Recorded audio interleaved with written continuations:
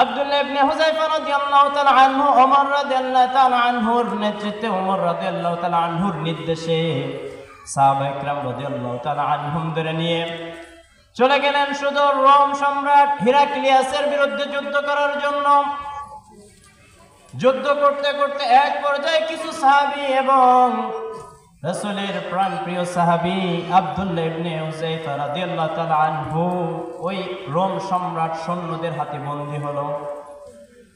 Heraclius যখন তার সামনে সাহাবীগণকে পেশ করা হলো, হেরাক্লিয়াস বলল, আমি জানি তোমাদের মধ্যে একজন সাহাবী আছে, আমার জানা মতে রাসূলের সাহাবী যারা হয় তারা অত্যন্ত গুণবলী হয়, অনেক গুণের অধিকারী হয়।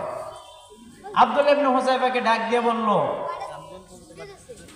আমি তোমাকে আমার মেয়ের সাথে বিবাহ দিতে চাই, তবে একটা শর্ত আছে, সেটি হলো তুমি ইসলাম ধর্ম ত্যাগ করবে।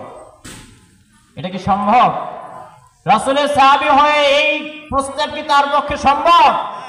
সে এক বাক্যে বিনা দ্বিধায় বললেন, আমার পক্ষে সম্ভব না। হেরাক্লিয়াস আবার বলল, তোমাকে আমি আমার যত সম্পদ আছে সব সম্পদের অর্ধেক সম্পদ দিব এবং আমার মেয়ের সাথে বিবাহ দেব, এই এক শর্তে তুমি ঈমান ছাড়বা।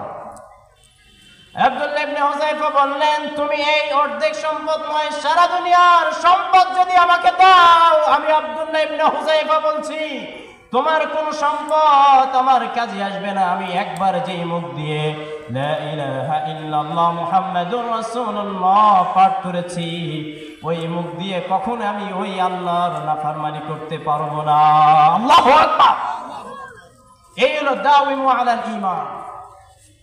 হেরাক্লিয়াস সম্রাট যখন তার এই প্রস্তাবকে নাকচ করলো, সন্তুষ্ট হয়ে বড় একটা উনুন তৈরি করলো, চুলা তৈরি করলো, চুলাকে উপস্থাপন করা হলো, বড় একটা ডেক আনা হলো, ডেকের মধ্যে তেল ঢেলে উত্তপ্ত করা হলো। তেল ফুটতেছে, টপ টপ করে লাফায় লাফায় পড়তেছে, এত উত্তপ্ত করা হলো। আব্দুল্লাহ ইবনে হুযায়ফাকে বললেন, ও সাহাবী, ও আব্দুল্লাহ ইবনে হুযায়ফা, এই যে তেলের মধ্যে দেখো তোমার সঙ্গীদের এক এক করে ফেলাই।